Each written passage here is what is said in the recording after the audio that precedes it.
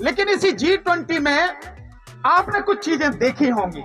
इस G20 में केवल एक ही व्यक्ति का चेहरा पूरी दिल्ली में नजर आ रहा था, सभी फोटो पर केवल एक चेहरा। जितने भी बैनर लगे थे, छोटा हो बड़ा हो, ये उसके बाप के पैसे थे जिनसे अपना फोटो लगवा रखा था। ये किसके पैसे थे? ये G20 में लगभग 5,000 करोड़ रुपए इसने खर्च किए हैं।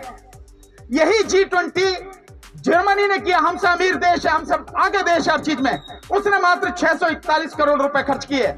तो इसने ये दिखाने के लिए क्या जरूरत थी कि 5,000 करोड़ रुपए खर्च किए? मैं इसलिए बता रहा हूं कि संविधान इसलिए बचाना जरूरी है कि कोई एक व्यक्ति प्रधानमंत्री बनके या कोई मंत्री बनके देश की खून पसीने की कमाई जो जनता की है उस पर अय्याशी न कर सके, इसलिए जरूरी है। इसलिए लड़ाई केवल डॉक्टर रितु की नहीं, संविधान बचाने की लड़ाई। और क्या हासिल किया है आपने? क्या लोगों को रोजगार मिल गया? क्या लोगों को शिक्षा मिल गई? क्या लोगों को सुरक्षा मिल गई? क्या किसानों को कुछ मिल गया? मजदूरों को कुछ मिल गया? किसी को कुछ नहीं मिला। और किसान और मजदूर अधिकतर कौन है, या खेतीहर मजदूर कौन है? हम ही लोगों में से हैं। हमारे हक लगातार लूटे जा रहे हैं। तो क्या ये लड़ाई केवल डॉक्टर रितु की है? नहीं, इससे आगे की बात। इसी यूनिवर्सिटी में कम से कम अगर SC, ST और OBC की लगा ली जाए तो प्रोफेसर की जगह कम से कम 6 से 8,000 के लगभग वो जगह खाली पड़ी है। साथियों, कितने दिन हो गए और कितने दिन और लगेंगे, इस बात का कोई अर्थ मैं नहीं समझता। बेमानी है, इसकी चर्चा भी बेमानी। हमारा आंदोलन मजबूत है या कमजोर है, इसका फैसला आने वाले समय में होगा। इसका फैसला भविष्य के गर्भ में छिपा है। पर हम तो इतना जानते हैं कि अगर हम ईमानदारी से लड़ने की क्षमता रखते हैं तो फैसला जब भी होगा, होगा हमारे हक में ही, हमारे विरोध में तो होगा नहीं। एक नहीं कितने ही आंदोलन हमने किए हैं। ऐसा नहीं कि सभी में सफल हुए, लेकिन कई आंदोलन ऐसे हैं जिनमें हम लोग सफल हुए हैं। शर्त सिर्फ इतनी है कि हम ईमानदारी से अपनी लड़ाई को लड़ें। और अगर हम अपनी लड़ाई ईमानदारी से लड़ेंगे तो जीत हमारी होगी, इसमें मुझे तो कम से कम कोई शक है नहीं। और जो संघर्ष हम कर रहे हैं उसके विषय में सारी चीजें बहुत अच्छी तरह से समझना ये हम सबके लिए बहुत जरूरी है। अब जहां हम पहुंच चुके हैं, ये धरना केवल डॉक्टर रितु को इंसाफ मिले यहां तक सीमित अब नहीं है। अब इससे बहुत आगे बात बढ़ गई। अब बात यह है कि जैसे अभी डॉक्टर टेकचंद साहब कह के गए कि हम राजनीति को कंट्रोल करने की स्थिति में होना चाहिए। वोटों की चोट पड़ती है तो सरकारों के सबके दिमाग के ताले खुल जाते हैं। तो धरना अभी आगे, मेरा विश्वास है कि अब ये पूरा धरना संविधान बचाओ धरने के रूप में शुरू हो चुका है। अगर संविधान बचेगा तो SC ST एक्ट भी बचेगा, संविधान बचेगा डॉक्टर रितु को न्याय मिलेगा, और संविधान बचेगा तो दिल्ली यूनिवर्सिटी का जो हाल है, जितनी भी सेंट्रल यूनिवर्सिटी से इनका जो हाल है, उसमें जो हमारे सामने दिक्कतें, हमारे जो प्रोफेसर लिए नहीं जा रहे, हमारे जो बच्चे लिए नहीं जा रहे, और इसके अलावा चाहे IIT हो या कहीं भी हो, हमारे बच्चों के साथ जो दिक्कत हो रही है वो तभी ठीक होगी जब देश का संविधान बचेगा और जो राजनीति में गंदगी फैली है ये गंदगी साफ होगी, तभी कुछ होगा, अन्यथा नहीं होगा। ये बात हमें समझने की और ये बात हमें जानने और मानने की जरूरत है। साथियों, जिस तरह से ये संविधान से खिलवाड़ कर रहे हैं, मैं एक उदाहरण देकर आपको समझाने की कोशिश करता हूं, क्योंकि समसामयिक जो नजारे आपके सामने होते हैं उनको समझने की, उनसे प्रेरणा लेने की, उनको जानने की जरूरत होती है। हमारे लिए सबसे बड़ी खुशी की बात यह है कि जिस समय G20 चल रहा था तब भी पूरी दिल्ली में केवल और केवल हमारा धरना चल रहा था। तो कहीं ना कोई ताकत तो है हमारी। हम जिंदा हैं, इस बात का एहसास सरकार को तो है। अन्यथा धरना सबके खत्म हो गए तो हमारे खत्म करने में क्या दिक्कत थी? यहां तो इतनी बड़ी संख्या भी कई बार नहीं होती, बावजूद उसके धरना हमारा लगातार चल रहा। लेकिन इसी G20 में आपने कुछ चीजें देखी होंगी। इस G20 में केवल एक ही व्यक्ति का चेहरा पूरी दिल्ली में नजर आ रहा था, सभी फोटो पर केवल एक चेहरा। जितने भी बैनर लगे थे, छोटा हो बड़ा हो, ये उसके बाप के पैसे थे जिनसे अपना फोटो लगवा रखा था। ये किसके पैसे थे? ये G20 में लगभग 5,000 करोड़ रुपए इसने खर्च किए हैं। यही G20 जर्मनी ने किया, हमसे अमीर देश है, हमसे आगे देश हर चीज में, उसने मात्र 641 करोड़ रुपए खर्च किए। तो इसने ये दिखाने के लिए क्या जरूरत थी कि 5,000 करोड़ रुपए खर्च किए? मैं इसलिए बता रहा हूं कि संविधान इसलिए बचाना जरूरी है कि कोई एक व्यक्ति प्रधानमंत्री बनके या कोई मंत्री बनके देश की खून पसीने की कमाई जो जनता की है उस पर अय्याशी न कर सके, इसलिए जरूरी है।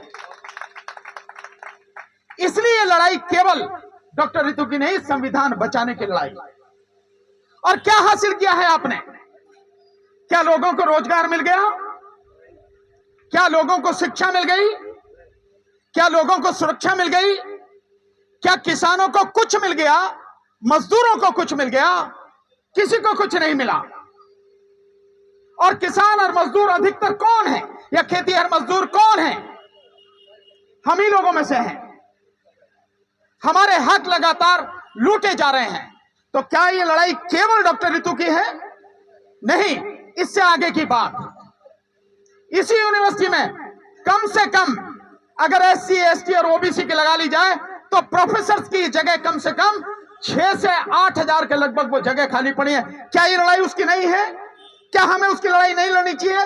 क्या इस मुद्दे के साथ में हमें उसे जोड़ना नहीं चाहिए? शिक्षा से तो जुड़ा हुआ है, एक प्रोफेसर से तो जुड़ा हुआ है, इसलिए ये लड़ाई हमारी वो भी लड़ाई है। इसके साथ साथ जो हमारे बच्चे जिनको एडमिशन नहीं दिया जाता, ये ऐसे IIT में बच्चे, जो हमारे बच्चे, अभी 2 बच्चों का पिछले 2 महीने में कत्ल हुआ है, और ऐसे कितने ही कत्ल लगातार होते हैं। क्या ये लड़ाई हमारी उनकी लड़ाई नहीं है? क्या हम इतने ना समझे कि एक व्यक्ति के लिए बैठे हैं यहां पे?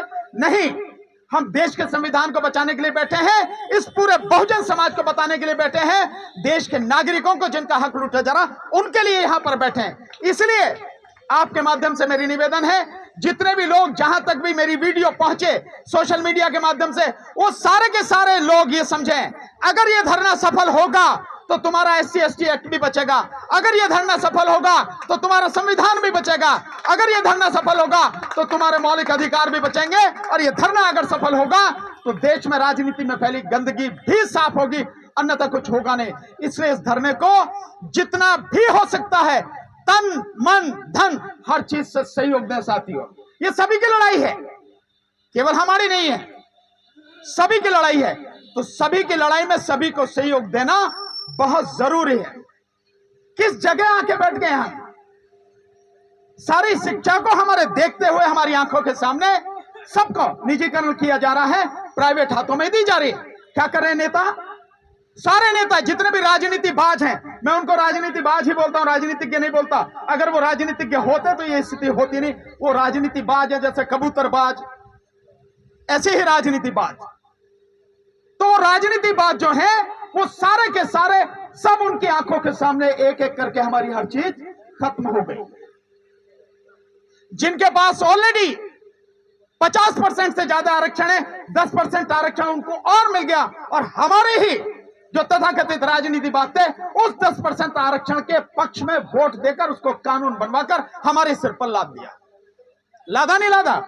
तो लड़ाई केवल एक नहीं है साथी। इस आंदोलन को, इस जगह दिल्ली यूनिवर्सिटी से इस आंदोलन को हमें इस देश में उस स्थिति में पहुंचाना है जहां से इस राजनीति की चूल्हे हिल जाएं और इस देश में यह गंदगी पूरी तरह से साफ हो, वहां तक हमें पहुंचाना है। इसलिए हम सबको मजबूती से सहयोग करना होगा। मैं आदरणीय राजेंद्र पाल गौतम जी को और उनके जय भीम मिशन जी को और उनके जय भीम मिशन से जुड़े हुए तमाम साथी जिन्होंने आज का दिन चुना और आज बड़ी संख्या में यहां आए हैं, जिम्मेदारी संभाली है और इस आंदोलन को मजबूत करने में, आगे बढ़ाने में जो अपना महती योगदान दिया है, मैं उनका बहुत बहुत धन्यवाद करता हूं। उनकी टीम का हार्दिक अभिनंदन करता हूं। साथी, इसी तरह से हर साथी, हर संगठन जो भी जिस काबिल है, इस आंदोलन में अपनी जिम्मेदारी निभाए ताकि हम अपनी आवाज वहां तक पहुंचा सके। साथी, शुरुआत कम ही लोगों से होती है, काफिला धीरे धीरे बनता है। आपने कई बार सुना है, मैं भी आपको एक बार सुना देता हूं कि मैं अकेला ही चलाता जानिबे मंजिल, मगर लोग साथ आते गए और कारवां बनता गया। यही सारी चीजें हैं, ऐसे ही होता है। तो किसी को भी अपना हौसला कम करने की जरूरत नहीं है, किसी को भी इधर उधर की बात सोचने की जरूरत नहीं है। आंदोलन हमने बहुत सोच समझ के शुरू किया है। कुछ चीजें होती हैं, घर में भी 4 बर्तन होते हैं, खटकते हैं, कुछ चीजें होती हैं, लेकिन उनको हम इतने समर्थ और सक्षम हैं कि अगर कोई भी बात होगी, हम उसको निपटाने में, उसको ठीक करने में पूरी तरह से सक्षम हैं। हम उसको करेंगे और इस आंदोलन को पूरी ईमानदारी, पूरी मजबूती के साथ इसके अंजाम तक पहुंचा कर रहेंगे। इस सरकार की ईंट से ईंट बजा देंगे। आने वाले समय में एक एक करके हम सारे काम कैसे करने हैं आपके सबके सामने आएंगे और तब इनको पता लगे कि केवल बैठने के लिए नहीं आए हैं। यहां बैठ के एक ठिया चाहिए ना, ये ठिया है। यहां ठिया से हम क्या क्या करेंगे आने वाला समय बताएगा। किसी को जरा भी इधर उधर सोचने की जरूरत नहीं है। मुझे समय दिया, बहुत साथियों को बोलना है, मुझे पूरा मौका दिया आपने, उसके लिए धन्यवाद। और फिर सभी साथियों को नमो बुद्धाय, जय भीम, आदाब, सत श्री अकाल।